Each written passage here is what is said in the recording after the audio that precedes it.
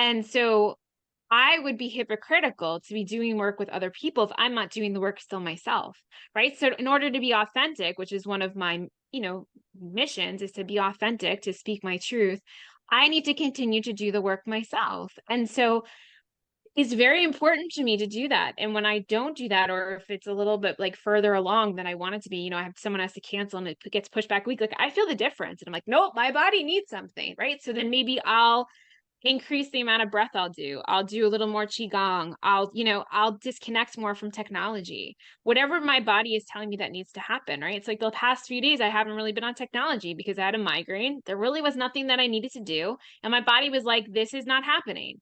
And so it will shut me down.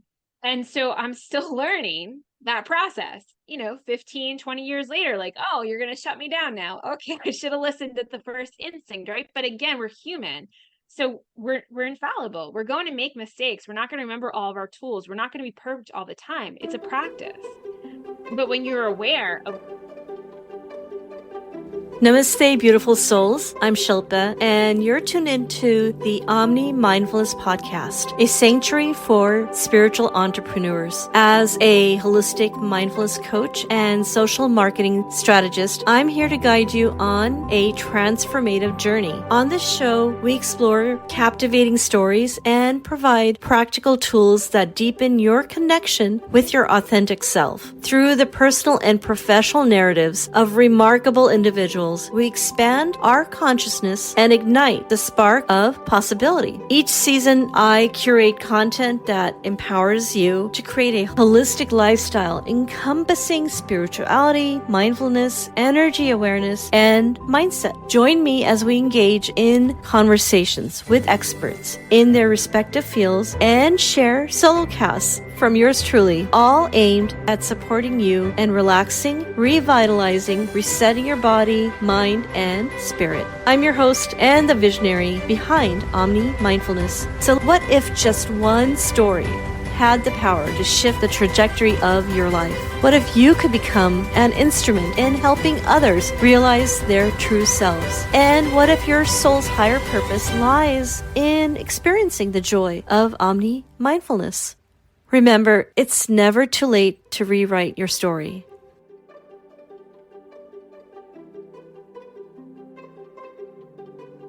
Welcome to Season 7 as we embark on an exhilarating journey into energy awareness. In July, we explore the driving forces that fuel the lives of my guests, uncovering their passion and purpose. In August, we delve into the profound connection between somatic movement and vitality. And finally, in September, we explore holistic awareness, where mind, body, and spirit unite for transformative experiences. Stay tuned for insightful conversations, expert guests, and tools to cultivate conscious energy awareness. So let's dive into the season of energy awareness together. And my next guest is Amy Stein. Amy's mission is to educate and empower those who are struggling with their health on how to reconnect to their body's innate intelligence using Mother Nature as a guide. She finds that when we awaken to our inner light and wisdom, we can sync the mind with the body and spirit. Amy combines the power of plants along with energy medicine techniques and breathwork to allow you to live in harmony in your body and environment as your authentic self. And without further ado, here is Amy.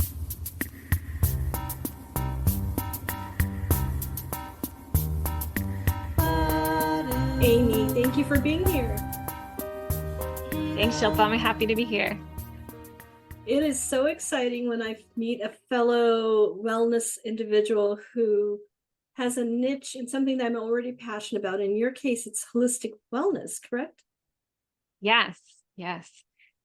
Well, I think that ties in really well with the overarching theme, which is energy awareness. And just before we hit record, you were mentioning the moon cycles and how that affects us.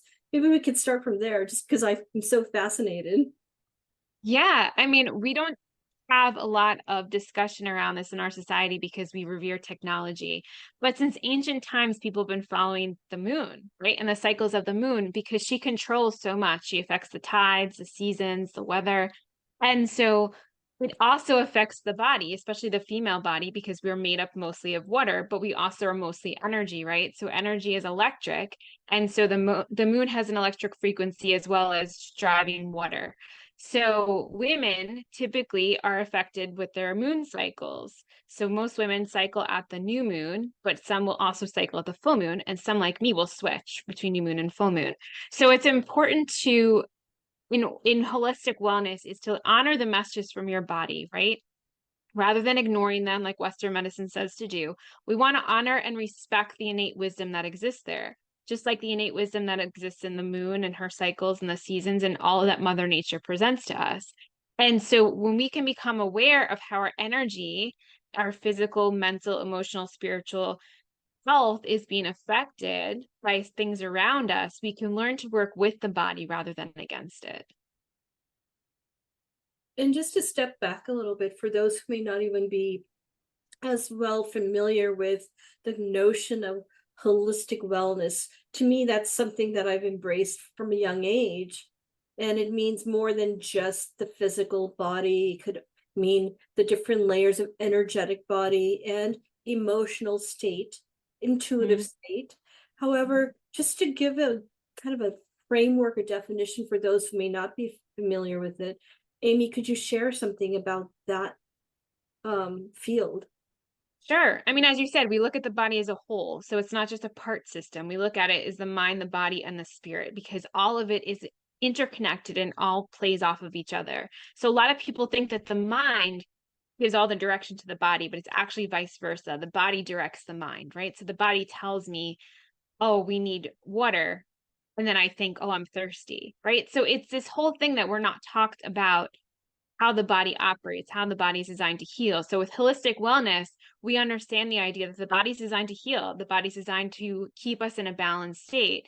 Unfortunately, in our society, we choose to ignore the symptoms from the body. We choose to numb them. We choose to disconnect from them because we're taught that these sensations are either false or they're not real because we can't see them, or that they really don't mean anything. It just means the body is broken, it's acting up. And so you need to kind of make it submissive to you.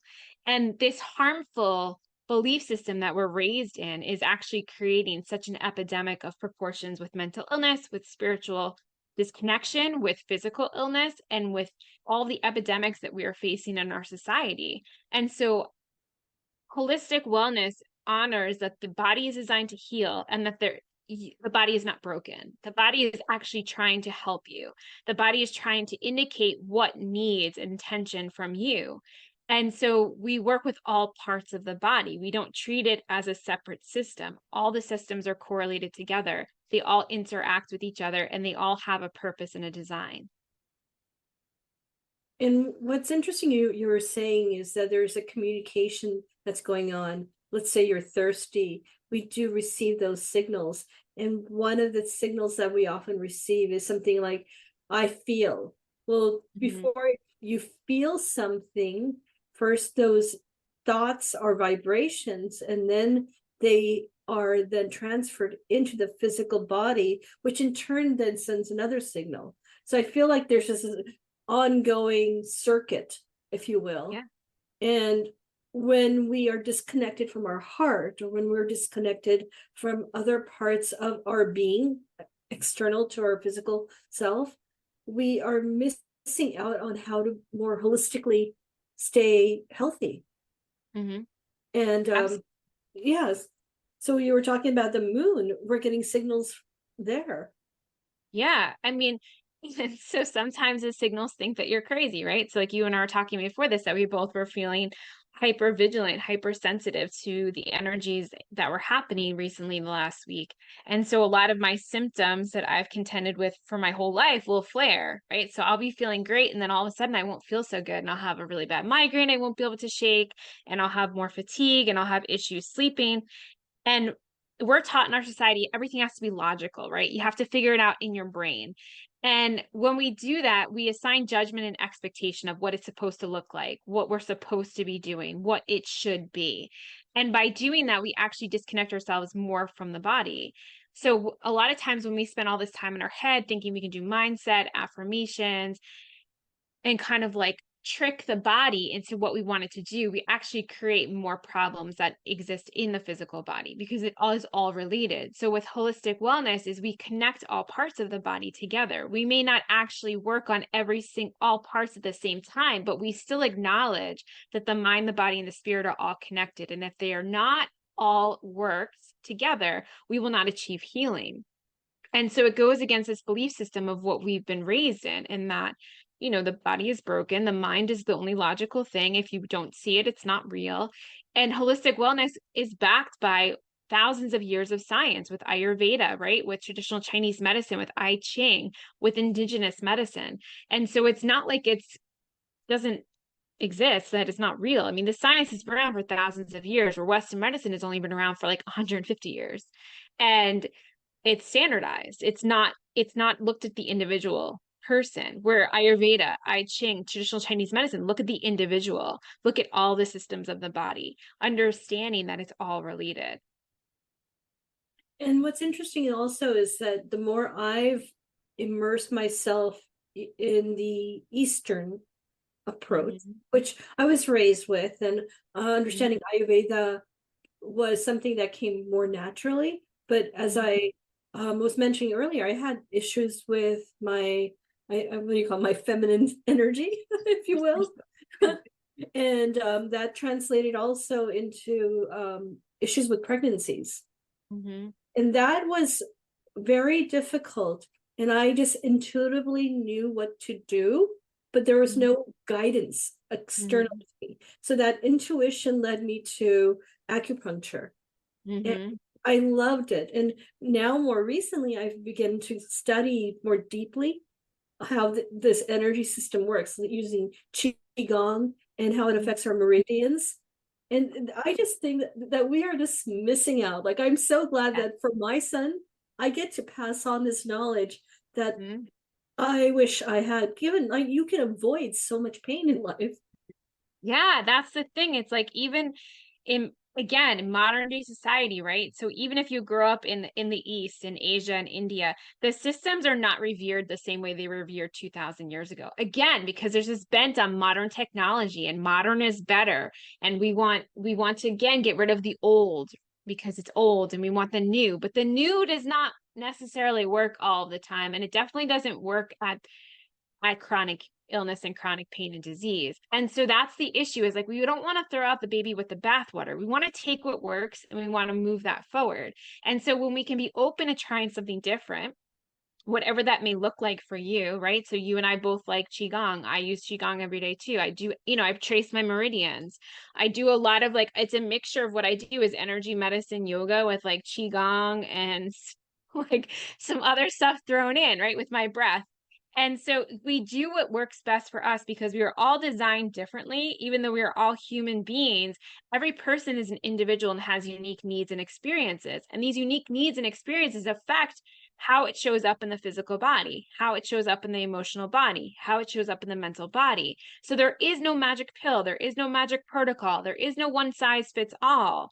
It's working to understand your body as an individual.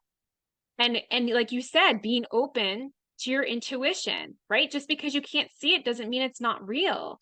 That is a valuable asset. When you can tap into that, that will lead you in the correct direction, right? So like I say, like, follow the breadcrumbs. So when you begin to open up to something that's bigger than you, whatever that may look like, Mother Nature, universe, God, Allah, whatever that may be, you open up to something that has a higher intelligence, a higher self experience than you have. And it's, again, something that we're not taught in our society. Like, spirituality is not a thing anymore in our society. And there's this whole disconnection. And I'm not talking about religion. It's a completely different aspect of it.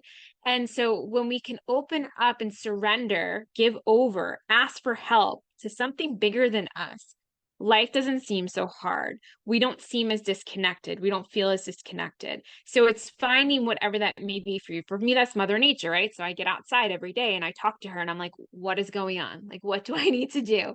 I took the dog to the beach this morning. We just sat there and we put our feet in the water and we just sat there for an hour. And just to reground, to refocus, to recenter in the now, because it's all that we have. There is no more, the past is over, the future is not yet decided.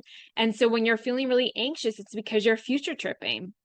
And when you're feeling really depressed, it's because you're spending so much time in the past.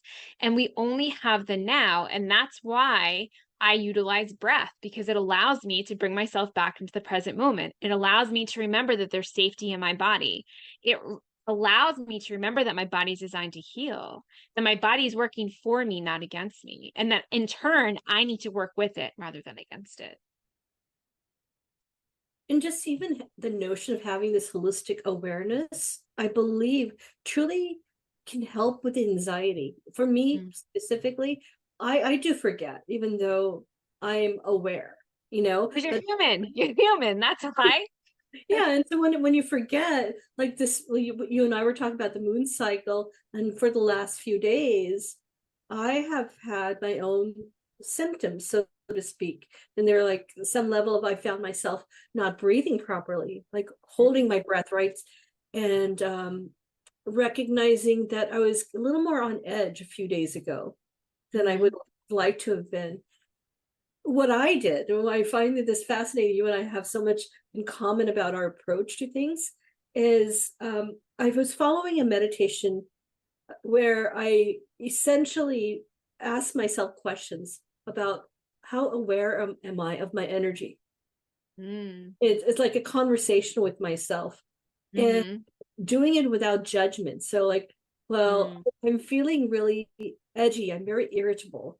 Rather than judging it, letting it go through me. It's a vibrational state, and I know where I want to be, and I know I'm not there. That's where the issue is. And I think that's what we were talking about essentially, is like we're aware we're not at the vibration we want to be in. Right. But you have control over that, right? Again, something we're not taught. So we're just taught like, you're in a bad mood, you have to fester and mope, and that's it. And then magically maybe a miracle will occur and you'll get out of the bad mood. But you actually have the ability to change that. But again, because we're taught not to feel our feelings, we're not taught to feel our sensations because they're bad, they're not real, they're not valid. We choose to hold our breath. We choose to not breathe properly. We choose to ignore these things and push them down, which just creates more trauma in the body, creates more stuck energy, which leads to disease, illness, pain, all of the things, right? And so when we can become aware like you did, again, you don't have to do, it doesn't have to be a fancy thing, right? It's just being curious rather than having judgment or expectation, rather than falling into the belief system that you've been raised in. The curiosity of like, what could be right about this that I'm not getting? What could be my body be trying to tell me? What am I picking up right now? Is this even mine? Because a lot of times we carry this backpack of burdens of energies that aren't even ours, but we think we have to carry them for everybody else, right? In order to be the good daughter, the good wife, the good mother, the whatever that looks like. And that again is another harmful narrative that affects our energetic state. It affects the awareness of finding joy, the awareness of being worthy, the awareness of you deserve to live the way that you want to, right? To free to be you. And so this is something that I'm playing with a lot too in my own life, and that the codependency techniques and the people-pleasing techniques are really harmful and keep us in this lower energetic state. But when we can choose to put ourselves first, right, especially if we're struggling with illness or chronic pain, it's really important to understand, like, you deserve to be first. You deserve to take care of yourself. You deserve to do for you before you do for others. Because if you're not filled up and you're depleted, you can't help anybody, let alone yourself. Yeah, and it's not necessarily like selfish. It's self-care on a different level. It's not superficial, like I'm going to the day spa. It's about this authentic awareness or alignment of who you are, so that energetically those that you are serving can be better served. And that's how I see it. Yes, absolutely. I completely agree. It's a self-awareness of, how am I presenting myself to the world, right? So like I have my own somatic healers that every 3 weeks I see, actually it's like every 2 weeks I see somebody, right? And I have two separate healers. And so they work with me on my stuff still, because again, as long as you're in the physical body, you're going to be dealing with stuff. It just doesn't end until you leave the physical body. This is what we all signed up for. And so I would be hypocritical to be doing work with other people if I'm not doing the work still myself, right? So in order to be authentic, which is one of my, missions, is to be authentic, to speak my truth, I need to continue to do the work myself. And so it's very important to me to do that. And when I don't do that, or if it's a little bit like further along than I want it to be, I have someone has to cancel and it gets pushed back a week, like I feel the difference. And I'm like, nope, my body needs something, right? So then maybe I'll increase the amount of breath I'll do. I'll do a little more qigong. I'll disconnect more from technology. Whatever my body is telling me that needs to happen, right? It's like the past few days I haven't really been on technology because I had a migraine. There really was nothing that I needed to do, and my body was like, this is not happening. And so it will shut me down. And so I'm still learning that process, 15, 20 years later, like, oh, you're going to shut me down now. Okay, I should have listened at the first instinct, right? But again, we're human. So we're infallible. We're going to make mistakes. We're not going to remember all of our tools. We're not going to be perfect all the time. It's a practice. But when you're aware of what's happening, more so than not, I'm consciously choosing to numb out. I'm consciously choosing to not do this thing. I'm consciously choosing to do this thing. There is an active awareness that allows the energy to flow, rather than when we stifle things, when we, binge watch or addictive behaviors, we're not allowing the energy to flow. It's a stagnation and it creates more illness and disease in the body. And that ties back to, the meta theme for this podcast is energy awareness. And essentially everything's energy, even Exactly. the matter, like the phone, that's a different form of energy, but everything is energy. The thoughts are energy. And as you were saying, though, if the flow is not there through active conscious awareness, then that's where the disease and discomfort starts. Just to break down this concept of holistic awareness and seeing it for how one can approach each area. So let's say body, mind, spirit, the whole works. You've mentioned plant-based approach and Ayurveda. Perhaps for those who may not be familiar with that, just share how there are tools such as Ayurveda. There are tools to address each area. Yeah, so as I said, we're all different, right? We're all unique. So we may have predominantly more traits that put us in a different direction. So the way I practice Ayurveda is I eat with the seasons, right? So I try not to eat things that are not in season. I don't drink anything cold, even in the summertime. I only eat warm food in the winter.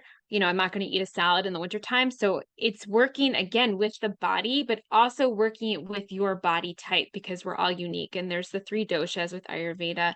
And it's similar, in the other systems as well. But it goes back to that whole idea of like working with your body, discovering how your body responds to stimuli, external stimuli and internal stimuli, right? And allowing it to teach you, not you trying to control it and make it something, right? So like, I remember years ago, I went to this workshop for Ayurveda and we took this quiz of what your dosha was, and somebody didn't like the dosha they got. And they're like, well, now I'm going to change it. I'm going to make it this. I want to be this. It's more appealing to me. And she was like, you can't just change it. Like, if that's the way that your body presents, we have to work with it. And we want to have equal parts of all the doshas in order to have a balanced state. Again, this idea of the body is always working to achieve balance. And when the society we live in, we are working against the body 24/7. Like we are consuming fake food. We are filling our world with more and more toxins. We have toxic water, we have toxic air. I mean, in the United States, we have toxic water, toxic air. This is not a third world country problem. We are consumed with plastic. You know, our body, our lungs, babies are filled with plastic when they're born. Like, this is a very big problem. The personal care products, the cleaning products we use to clean our house, filled with toxic chemicals that are carcinogenic, that are harmful, that are endocrine disruptors. And we wonder why, like, we're a sick society. We think, oh, we live longer than we used to live in the Industrial Revolution, but we don't live well. And just because we live longer doesn't mean that we are healthier, because we're not. And actually, the age that we're living is drastically decreasing the past few years. And so it's, again, like curiosity, like, oh, this thing that I thought I knew, maybe it's not right. Maybe it's no longer true for me. And just sitting with that. Well, you know, where does that come up in my body? Where do I feel that?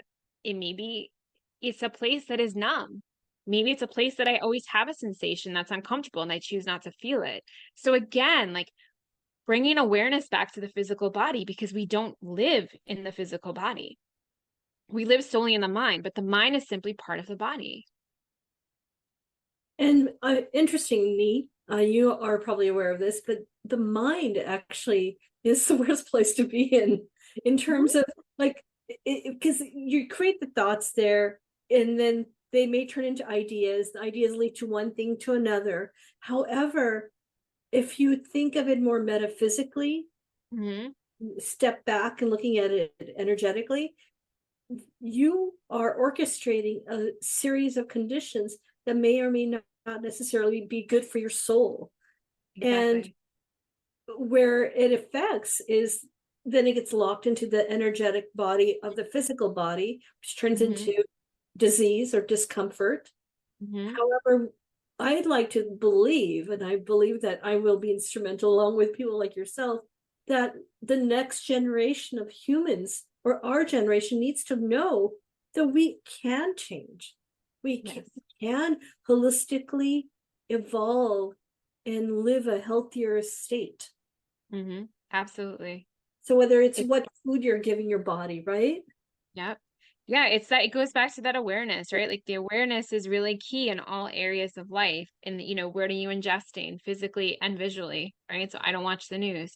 You know, what are you using your senses for? Like, are you actually using them? Because most people are not aware that they have the sixth sense. Like, everyone has the ability to do that, but we're not taught, again, how to do that. And because we live so disconnected, we don't even use our regular senses as well as we should.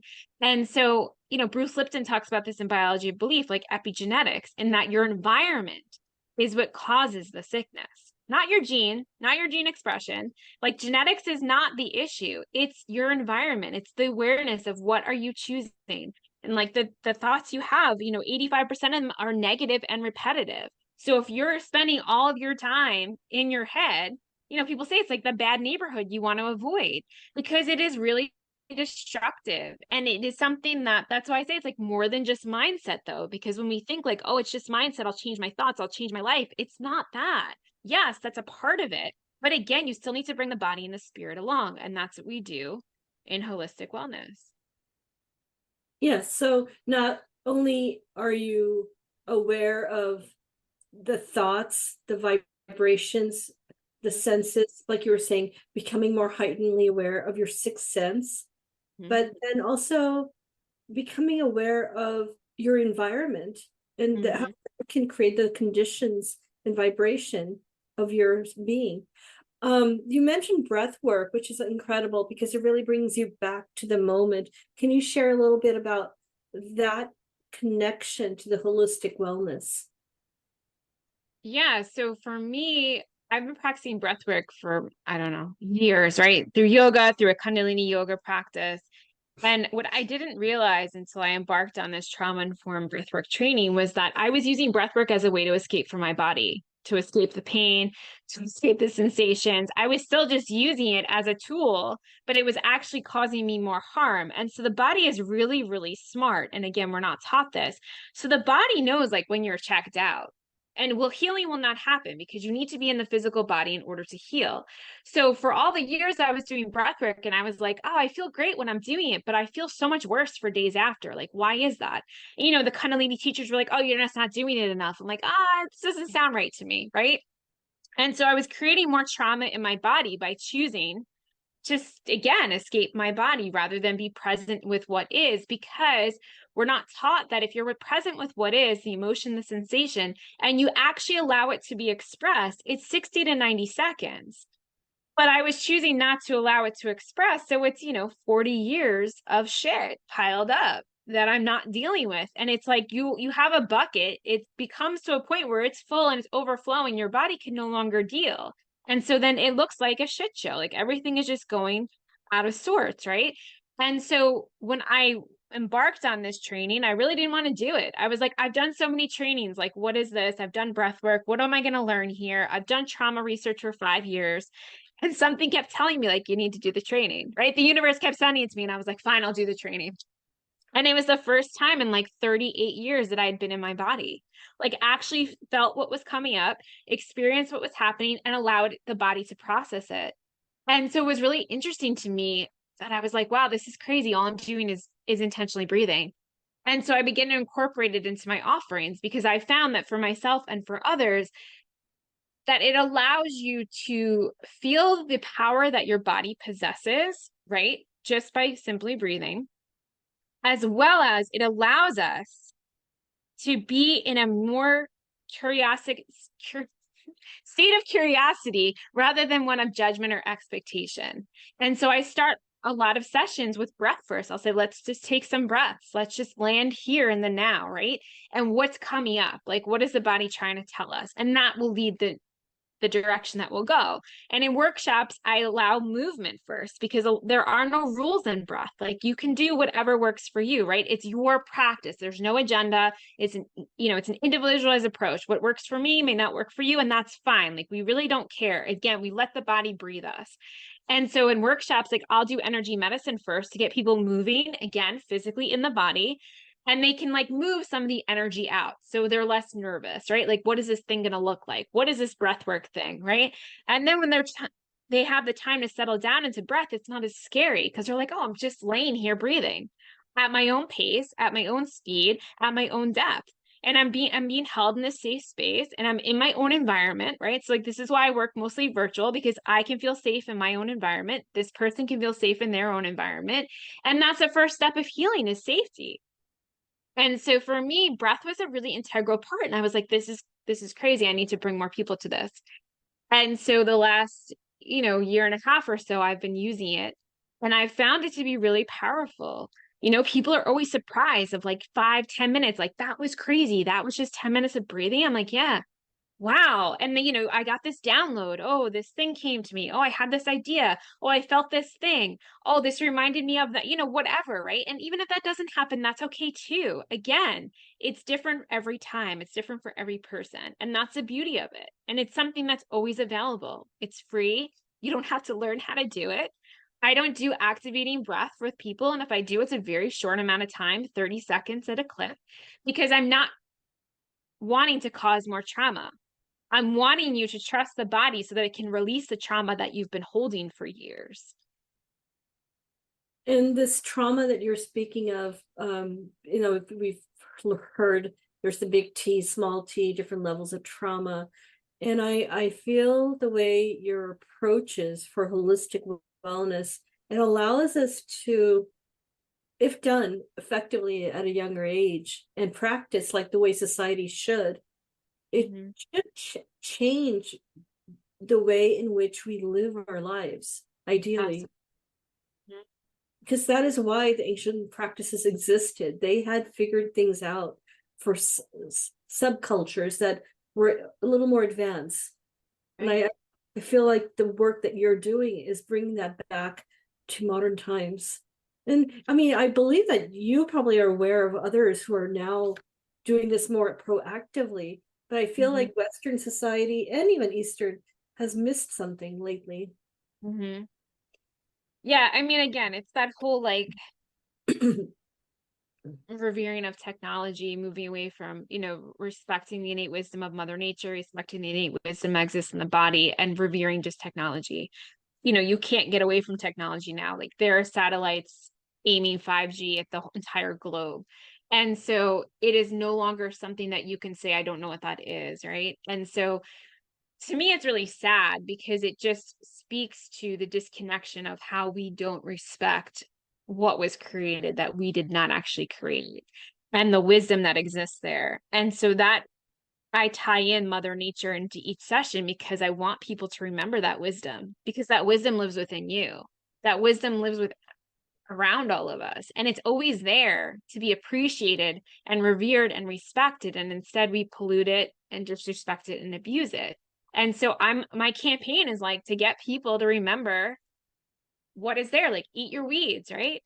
Go outside, take 5 deep breaths. The dog and I at the beach today, we were listening to the waves, we heard the birds, we saw the birds, we felt the sand and the water.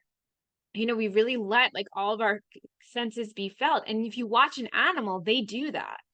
That has not been bred out of them.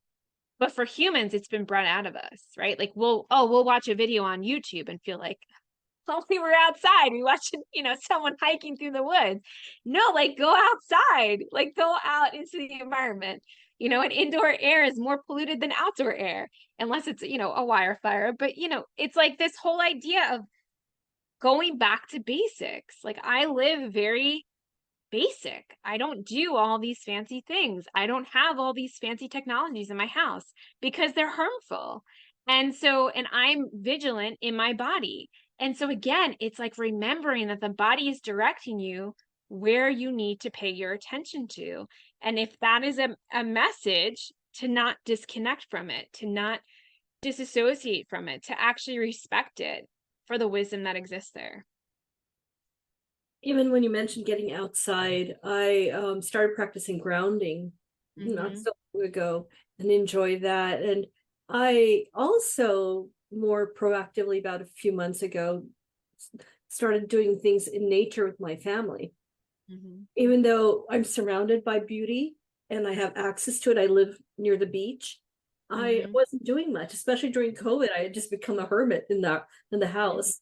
And I recognize the fact that even if it's a short little flat hike near a lagoon, it's on such a deep level, it shifts your energy just to be out there. So I agree with you. I think that what you've provided is such a great overview of holistic awareness and energy awareness. And I truly hope I can bring you back, because there are a few other topics I think we can go deeper in, and that would be great.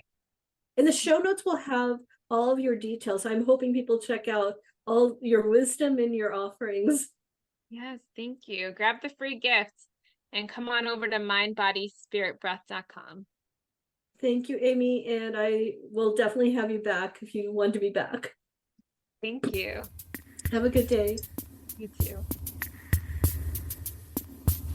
Thanks for tuning in, sweet soul. If you've enjoyed this episode, I would be so grateful for your kind review on Apple Podcast. Simply click on the link in the show notes to leave your lovely feedback and uplift our spirits. Your support means the world to me and helps our show thrive. So please show me your love and continue to practice Omni Mindfulness.